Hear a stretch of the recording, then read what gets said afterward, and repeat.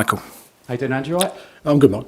I really like the interview you had this week, Australian telly. I'm sorry if it's going to maybe repeat yourself a little bit, but just in terms of the 4 defeats, but sort of you relish in it and the challenge over the next few years, if you just sort of tell us more about that, because I just enjoyed the whole interview, basically.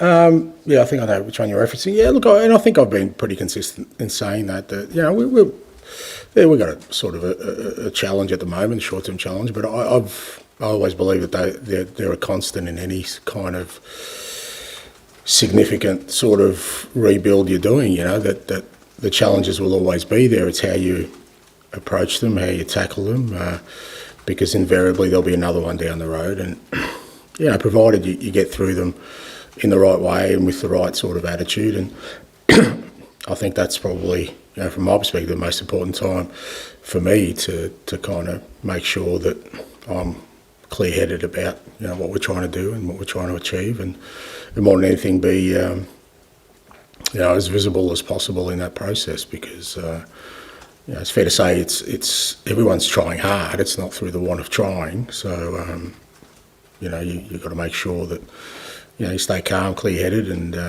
sort of chart the way forward.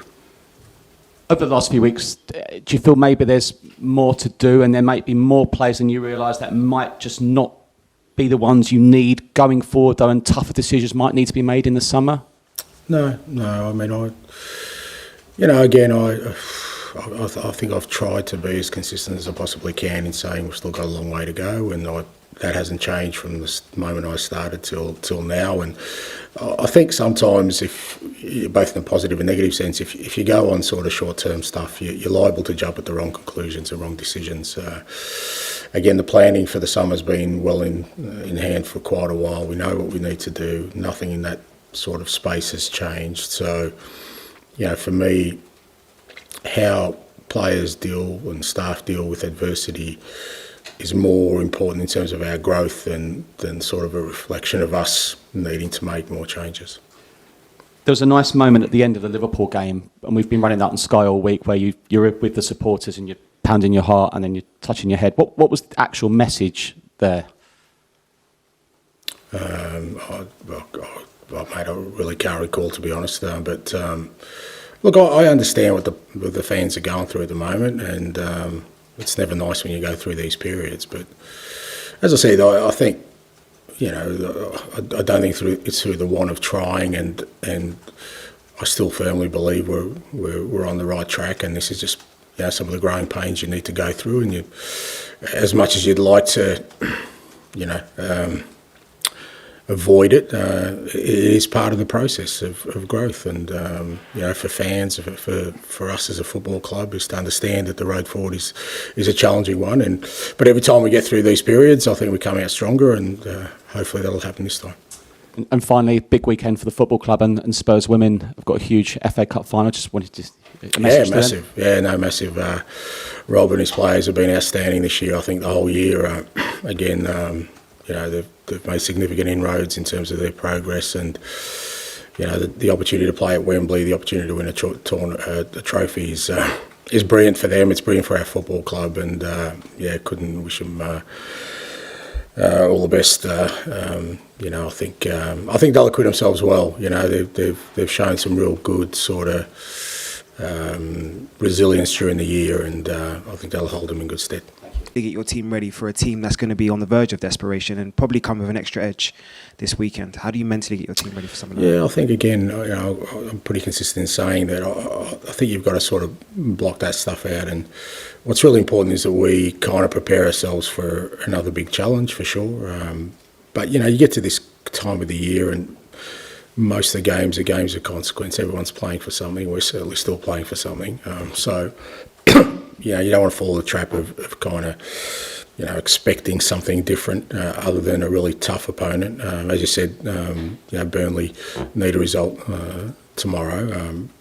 And, you know, they've been really aggressive in their approach in trying to get there. If you look at the last sort of few weeks, they've picked up results, and they've been a lot more aggressive in the way they've gone about it. So I think they feel like, well, you know, we're going to go for it if we're going to have any chance to survive. So we're expecting a tough game, but I think from where we're at the moment, I think much more important is how we kind of go into the game with a focus on our football. On that note, obviously, for the standards you've set for yourself, 60 minutes that game last week would have been disappointing for your own standards. But there was a 30-minute period where there was probably some building blocks. So how can you take the positives that you saw maybe those last 30 minutes and kind of express them this weekend? Yeah, look, I thought there was positives in the first 60 minutes as well. I said after the game, it was obviously a disappointing defeat, but I thought we played more like ourselves. I thought there was a lot more sort of a conviction in our football, a preparedness to try and play against a really good opposition and put pressure on them. Obviously when you're 4-0 down, it doesn't look great, but as I said, that gives me something to build on. And last half hour was good from a output point of view, but I felt the thing that was missing before that was our final third action, and that kind of flipped on its head in the last half hour where we got a lot more effective in the final third. So as I said, it was disappointing, obviously, to not get the result in the way we lost the game, but there was enough there for me to provide feedback for the boys. And then, obviously, we know we've still got a couple of weeks left in terms of the season, but we've seen the infectious energy you've had all year. So what have you kind of learned about yourself during this process in terms of your debut year in the Premier League, and what can you take as springboard to next year as well? Yeah, nothing too spectacular. I am sort of who I am. I think I haven't I've resisted the notion to try and change the kind of person I am, and it's not easy in the Premier League with all the attention and scrutiny, and everything you say and do is kind of measured. And it's very easy to sort of get distracted by that. But I think nothing I've learned about myself this year that I didn't already know is that I'm not a perfect human being, mate, and I'll keep moving on. Perfect. Can I ask you about left back? Ollie Skip came on in Liverpool and did quite well, I thought, for half an hour. Is he in contention to play that role? Yeah, look, we've been working with Skippy last few weeks. Obviously, when we lost Destiny, then we lost Ben, and we kind of left with Emerson, who's not really left back, and we're kind of looking around at options, and at training we've just been using him in that space. I thought he did do well when he came on. Look, I guess the way we played fullbacks, certainly with some of the positioning, he wouldn't be, he wouldn't be too unfamiliar with some of the positions he'd need to take up as a midfielder. So he's an option for us. I think we need another option because we've got 3 games this week, and we've only got sort of Emerson as sort of a backup fullback at the club. So it's an option for us. I wonder if I could just ask you directly whether Skip is part of your plans going forward, because there was a period a few games ago where he wasn't getting in the squad at all, and it feels like he's probably at a part of his career where he needs games. So do you see him having a future here? Yeah, I don't see any reason why not. Yeah, he probably feels like he could have played more this year, and again, I think the way the sort of season's gone for us in terms of our games program, he's probably one of the ones that suffered because we haven't been able to sort of get the sort of game time rotations we needed through the year. But I see Skippy as part of our future. Thanks. Ali, please. Can I just check on team news if there's any fresh injuries? Or no, nothing from last week. And you mentioned there about the extra scrutiny you have, and obviously you've very much stuck to the person you've always been. But I think you've also mentioned in the past about maybe sometimes having confidants who you've spoken to. And has there ever been kind of moments this season, or more moments where you've slightly wavered, or anything about? No. I'm sorry to disappoint. If you want me to crumble, I can pretend, but I'm fine. I'm all good. I've loved and enjoyed every single second of it, mate. Even these Friday half-hour little powwows we have, mate. It's all been brilliant. I've loved every minute of it, and the confidence I have, we just talk a bit of crap for an hour or so because we're all going through similar stuff. But I'm in a really good space. Good to hear. On a slightly grander powwow, you went to Buckingham Palace this week. I was just wondering how that came about and what was it like?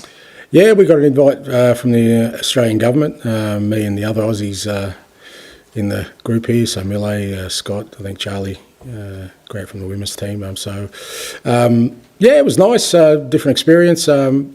Just really inspiring because you kind of, the people we met there, people who work for charities, great causes, military people who are real heroes in society.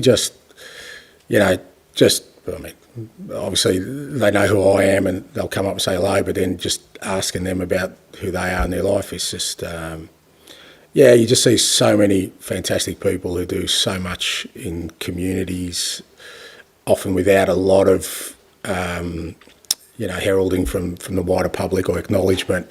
And I could see how happy they were to be there, how important, because finally somebody, there was some acknowledgement for them. And and bizarrely enough, the sun was shining, mate, so here in London. So, we had a really nice afternoon. Was there any element of a pinch me moment for you? Obviously, how far you've come, your journey, and then to be at Buckingham Palace with the King and all that sort of stuff? Yeah, I mean, I didn't get within 10 feet of the King, mate, so it's not like we had and if I had got closer, I probably would have asked him about the Parthenon marbles and I would have probably got thrown out at some point. But no, it was nice for me and my wife. And like I said, these are kind of experiences that you're just fortunate because of the position I hold, not necessarily because of who I am, that, you get these opportunities. And like I said, what we try and do, my wife and I, is just, really immerse ourselves in that. And just, like I said, just seeing the people in there and hearing their stories, it just, and more the joy they had of being there in that moment. And, whether it's significant for me and my wife, just seeing how significant it is for them and you're in that space is just, it's special. So, it was a good day. Finish with George, please.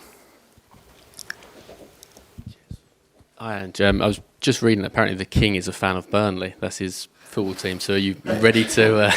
That's probably why they kept him away from me, mate. Are you ready to disappoint him tomorrow and potentially... I'd be happy to disappoint him on that front, mate. No, not a problem. On a serious note, I mean, the last sort of run of games, I think 3 of the 4 defeats have been away, but how sort of keen are you to kind of get back to winning ways tomorrow and give the fans something for the backing they've shown, I guess, over this last week or so? I think that's important. As you said, 3 of the 4 defeats were away from home, and then we had the Arsenal game at home where, we lost, but, at least we gave something to our supporters. But I think it is important. Look, our supporters have been unbelievable this year for us.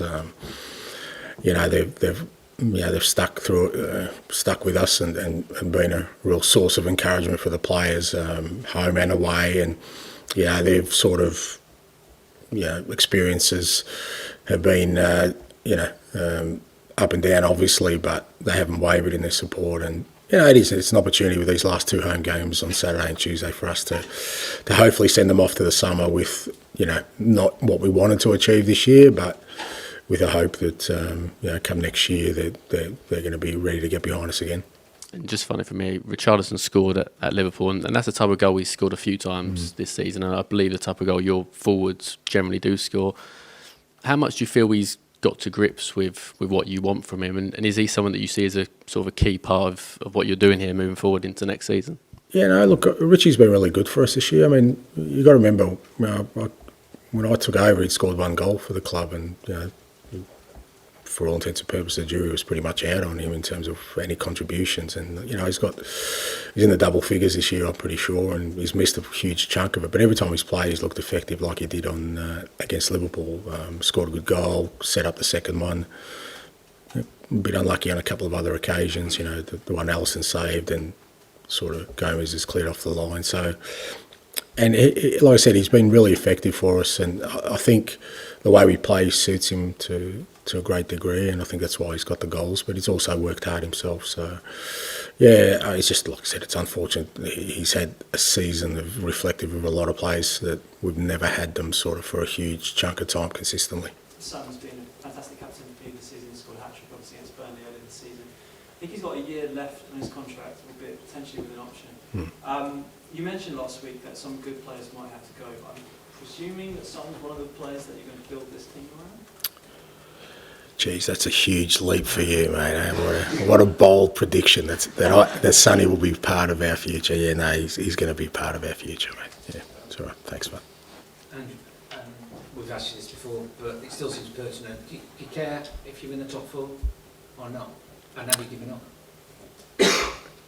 Oh, mate, you really think that's a harsh term, give up. What does that mean, that I come in here at 12 o'clock, have a latte and then go home and just let the guys train? I mean, I don't give up in anything, mate. I'm here fighting tooth and nail every single day for everything I can get for this football club, because that's my responsibility. I would not give up on any cause, even the most lost of causes, because then I'd be abstaining from my responsibility. So I want us to finish the season strong. I want us to try and win 3 games of football and see where that takes us.